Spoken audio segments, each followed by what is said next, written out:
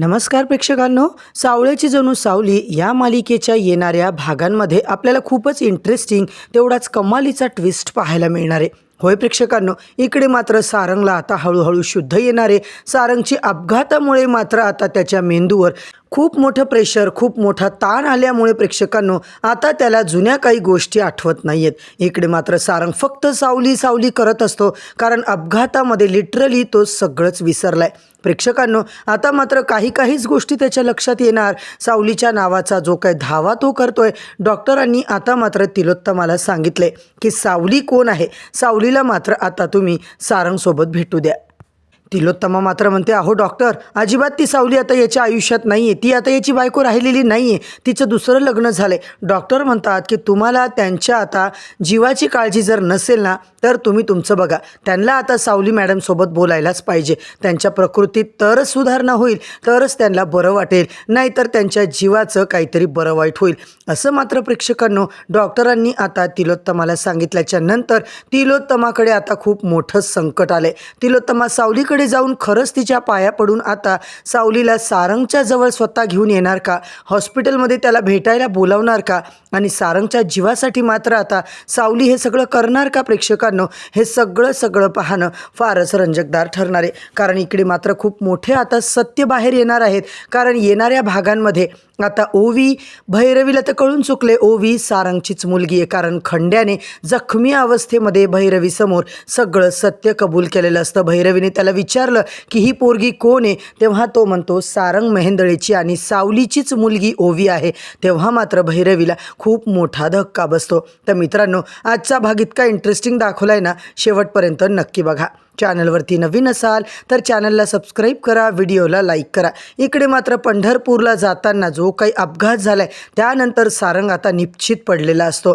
पंढरपूरला गेले, गाणं गायला गेले, पण त्या दोघांची भेटसुद्धा झाली नाही आहे. सारंगचा अपघात झाला आणि या सगळ्याला सर्वस्वी जबाबदार तू आहेस सावली. प्रत्येक वेळी तिलोत्तमाने सावलीला दोष दिलेला असतो. काही घडलं तरी त्याचा दोष सावलीवरतीच येत असतो. आता मेहेंदळेची सून होते ना, तेव्हासुद्धा तुम्ही तेच करत आलात. प्रत्येक गोष्टीला मलाच जबाबदार धरत आलात. अमृताचं बाळ गेलं तेव्हासुद्धा अमृता वहिनीला आता जिद्द केली म्हणून मी त्यांना नेलं, पण तुम्ही दोष मलाच दिला. असं मात्र या दोघींचं प्रेक्षकांनो चांगलंच वाजलेलं असतं. आता मात्र सगळ्या गोष्टींना सावली कंटाळली आहे. जेव्हा तिला घरातून बाहेर काढलं तेव्हा तिला इतकं वाईट वाटलं नव्हतं, जेव्हा ती हे घर सोडून लगेच निघून गेलेली होती. रोज भांडणं, रोज टोमणे मारणं, हे तिलोत्तमाचं काही संपत नव्हतं. इकडे अमृता सावलीला तिथून आता जायला सांगते. वैतागून मात्र म्हणते, अगं सगळं माझ्यामुळे झालं आहे. तिलोत्तमा मॅडम बरोबर बोलल्या, जर मी पंढरपूरला गेले नसते ना, तर सारंग आम्हाला भेटायला आलेच नसते आणि हे सगळं झालंच नसतं. अमृता बिचारी सावलीला समजावून घरी पाठवून देते. पांडुरंगा विठ्ठला लवकरात लवकर सारंगला बरे कर. जोपर्यंत ते बरे होत नाही आहेत ना, मी अन्न पाण्याचा दानाही घेणार नाही आहे. इकडे मात्र प्रेक्षकांनो सावलीने चक्क अन्न पाणी सोडायचा, आता अन्न पाण्याचा त्याग केला आहे. जगन्नाथ तिला कितीतरी समजावतात, असं करू नको, देवावर तू कशाला तुझी नाराजी व्यक्त करतेस. अगं देव तर भोळा भाबडा असतो ना, तो त्याच्या भक्तांचं सगळं ऐकतो. बन नाही बाबा, माझ्या सारंगला बरं करा. सारंगची याच्यात काय चूक आहे? ते आम्हाला भेटायला येत होते ना, त्याच्या पोरीला भेटायला येत होते, ही त्यांची चूक आहे का? इतका मोठा अपघात का झाला त्यांचा? सांगा ना. देव इतका कठोर निष्ठुर कसा काय होऊ शकतो? त्याला आता माझ्या भक्तीची सहनशक्ती खरंच संपली आहे हे मला दाखवायचे. सावली बिचारी परेशान झालेली असते, विठ्ठलावर राग करत असते. इकडे मात्र प्रेक्षकांनो सावली आता देवच पाण्यात ठेवते, देवाचीच परीक्षा घेते आणि सावलीची जी प्रार्थना आहे ना, फायनली आता फळाला आलेली असते. कारण हळूहळू सारंग आता शुद्धीवर येतोय. पण प्रेक्षकांनो तिलोत्तमा मात्र सावलीला अजिबात भाव देत नाहीये, तिला अजिबात सारंगसोबत भेटू देत नाहीये. आता मात्र भैरवी आणि तिलोत्तमा यांची मैत्री झाली आहे, हे तर आपण आत्तापर्यंत बघितलं. भैरवी मात्र म्हणते ही सगळं जे घडलंय ना तिलोत्तमा, फक्त सावलीमुळे. त्या सावलीला आपण सारंगच्या आयुष्यातून कायमचं बाहेर फेकून देऊया, तिला या गावाच्या का या राज्याच्याच बाहेर काढून टाकूया, असं मात्र तिचं भडकवून देणं चालू असतं. सावली सारंगच्या आयुष्यामध्ये काय महत्त्वाची आहे ग? काहीच नाही ना. अशा पोरीना भिकारड्या असतात ज्यांच्यामुळे एवढं मोठं संकट आता येतं आपल्यावर. आता सारंग इथे मरणाच्या दारात आहे, त्या पोरीला आपण त्याच्या आयुष्यातून बाहेर काढलं पाहिजे. तुला वाटत नाही का असं? तिलोत्तमा म्हणते, भैरवी तू जे म्हणतेस ना ते अगदी बरोबर आहे, तिला आता बाहेर काढूया. तेव्हा मात्र भैरवी तिलोत्तमा दोघींचं प्रेक्षकांनो बरोबर जुळलेलं असतं. आता मात्र तिलोत्तमा बाकी सगळं विसरून, मी जे काही वागले सगळं विसरून जा, फक्त आता पुढे काय करायचं, सारंगच्या जीवासाठी आपल्याला काय ऑप्शन आहे यावर आपण डिस्कशन करू असं बोलत असते. इकडे मात्र तिलोत्तमा मॅडम लहान तोंडी मोठा घास असं म्हणून बबलू तिला बोलत असतो की भैरवी माई आल्या होत्या, त्यांच्याबरोबर तुम्ही मात्र जी हात मिळवणी केली ना ते मात्र नक्की मला पटलेलं नाही आहे. त्यांच्याजवळ परत एकदा मैत्रीचा हात करू नका. 8 वर्षापूर्वी त्या बाईने आपलं घर फोडलं, आपलं घर तोडलं, सगळे नाते खराब केले. तुम्हाला माहिती आहे ना आपल्या कुटुंबाला किती काही भोगावं लागलं, किती मनस्ताप झाला होता. हे सगळं तुम्हाला आठवत नाही आहे का? परत त्यांच्यावर प्लीज विश्वास ठेवू नका. तुमचा त्या विश्वासघात करतील. बबलू असा बोलतो तेव्हा आता तिलोत्तमाचा संताप अनावर होतो. काय रे दीडशहाण्या, आता तू मला शिकवशील मी काय करायचं आणि काय नाही? तेच राहिलं होतं माझ्या आयुष्यामध्ये. इथून आता तिलोत्तमाचा अहंकार प्रेक्षकांनो, तिचा अहंकार तिला आता बुडवणार आहे. बबलूची आता चांगलीच तिने आता वरात काढलेली असते आणि बबलू तिथला कामगार आहे, इथे राहतो, म्हणून आता तिने सहज त्याचा अपमानच केलेला असतो.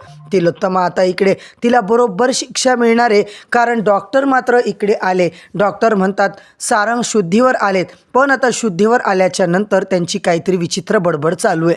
इकडे मात्र तिलोत्तमा त्याला बघते.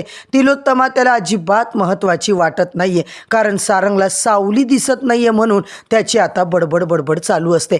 सावली कुठे आई? आई सावली कुठे? बोलो माझ्या सावलीला, कुठे गेली माझी सावली? तिलोत्तमा मात्र म्हणते सारंग अरे काय करतोयस बाळा, सावली तिच्या घरी असेल ना. सारंग म्हणतो तिच्या घरी म्हणजे काय बोलतेस तू? आपल्या घरी असायला हवी ना ती, तिच्या माहेरी गेली आहे का ती? लवकर बोलवून आण तिला. माझं तिचं लग्न झालं म्हणजे महेंदळेचं घरच तिचं आहे ना. मी इतका इथे झोपलो आहे, हॉस्पिटलमध्ये ॲडमिट आहे, सावली कशी काय नाही आली इकडे? तेव्हा आता तिलोत्तमाला प्रश्नच पडतो, सारंग असा का बोलतोय? सारंगला डोक्यावर परिणाम तर झाला नाही ना? इकडे मात्र सारंग तू हॉस्पिटलमध्ये आहे, तुझा अपघात झाला होता ना, तुला माहीत नाही आहे का? तो म्हणतो अगं मला सगळं आठवते आई, तू आता सावलीला बोलव ना. इकडे डॉक्टरांनी मात्र ऑलरेडी इन्फॉर्म केलेलं असतं की सावली कोण आहे त्यांना आता तुम्ही बोलवणार ना, नाहीतर सारंगची तब्येत मात्र हायपर होऊ शकते. आता ती म्हणते अहो ती त्याची बायको होती, पण आता ती त्याची बायको नाही आहे. डॉक्टर अहो सावलीच माझी बायको, ही आई असं काय बोलते मला कळत नाही आहे. डॉक्टर म्हणतात तुम्हाला माहिती आहे का कुठे जाताना तुमचा अपघात झाला? सारंग म्हणतो नाही बाबा मला तर काही माहीत नाही आहे, ऑफिसला जाताना झाला बहुतेक. तेव्हा मात्र डॉक्टर आता प्रेक्षकांनो त्याला विचारतात वेगळे प्रश्न, काल काय झालं, परवा काय झालं? तेव्हा त्याला काहीच आठवत नाही आहे. तुम्हाला एक मुलगी आहे? सारंग म्हणतो छे, ओवीला मात्र तो प्रेक्षकांनो विसरलेला नाही आहे. इकडे मात्र सारंग आपली पोरगी ओवी मात्र अजिबात विसरत नाही आहे. हो ओवी माझं बाळ आहे ना, माझी लाडकी लेक ती. इकडे सावली त्याला सोडून गेल्यानंतर जे जे काही घडलं ते सगळं त्याला आठवत नाही आहे, परंतु ओवी मात्र त्याला आठवते. आता डॉक्टर म्हणतात बघा त्या सावली मॅडमला एकदा तुम्ही इकडे बोलवा, सगळ्या गोष्टी आता यांना आठवतील का नाही आपल्याला चेक करता येईल. सावली जर इथे आली तर मात्र या सारंग सरांची नेमकी कंडिशन काय ते आपल्याला कळेल. इकडे सारंग आता खूप पॅनिक झालेला असतो, त्याचे आता BP वगैरे हाय होत असतात आणि त्याच्या जीवाची काळजी सगळ्यांना वाटत असते. इकडे मात्र सावलीला बोलवायसाठी डॉक्टर तिलोत्तमाला सांगतात आणि तेव्हा तुमच्या मुलाला वाचवण्यासाठी हा एक प्रयत्न तुम्ही नक्कीच करू शकता. आता मात्र प्रेक्षकांनो तिलोत्तमाजी सावलीला हाकलून दिलेलं असतं, सारंगला भेटू देत नव्हती. देवाने मात्र तिलोत्तमाला कर्माची शिक्षा दिली आहे. काही झालं तरी तिला आता सारंगच्या जीवासाठी सावलीकडे जावंच लागणार आहे. सावलीकडे जाऊन तिच्या पाया धरून मात्र आता तिलोत्तमा तिला सगळं सांगते आणि सावली मात्र प्रेक्षकांनो तिकडे आता यायला तयार नाही आहे. तिलोत्तमा म्हणते प्लीज असं करू नको, माझ्याबरोबर चल. सावली मात्र आता जगन्नाथच्या सांगण्यावरून हॉस्पिटलला जायला तयार होते. हॉस्पिटलला जेव्हा जाऊन सारंग मात्र म्हणतो सावली अगं कुठे गेलीस तू? माझा इतका ॲक्सिडेंट झाला आहे आणि तू इथे नाही आहेस, किती चेंज झालं आहे तुझ्यामध्ये, किती वेगळी दिसतीस तू. कारण त्याला साडी नेसणारी त्याच्यासारखी दिसणारी सावली हवी असते. आता ड्रेस घालणारी सावली, कॉन्फिडन्समध्ये असणारी सावली, वेगळी थोडीशी वाटणारी सावली. आता सारंगला नवलच वाटतं की ही सावली अशी कशी झाली. आता मात्र प्रेक्षकांनो इकडे सारंगला आता ती म्हणत असते हो मला उशीर झाला. सारंग म्हणतो अगं किती उशीर, मला घरी जायचे, उद्याचं ऑफिस आहे, सगळ्या मीटिंग आता आपल्या प्लॅन्ड आहेत. तेव्हा सावलीच्या पायाखालची मात्र जमीनच सरकते.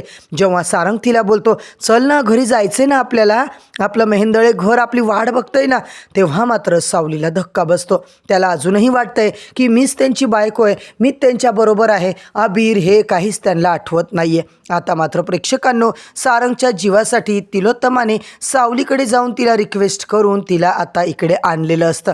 पण पुढे आता आता काय होणार आहे, मोनिका राजकुमार यांचा जो काही डाव चालू आहे आणि त्यात भैरवीला मात्र ओवीचं सुद्धा सत्य कळलेलं असतं. तर मंडळी, आता मात्र ओवीच्या जीवाला काही बरं वाईट करण्याचा प्रयत्न या करणार का, हे सगळं पाहणं फारच रंजकदार ठरणार आहे. म्हणूनच मित्रांनो, चॅनलवरती नवीन असाल तर चॅनलला सबस्क्राईब करा, व्हिडिओला लाईक करा. उद्या परत भेटूया नवीन येणाऱ्या भागांच्या अपडेटच्या सोबत. तोपर्यंत धन्यवाद.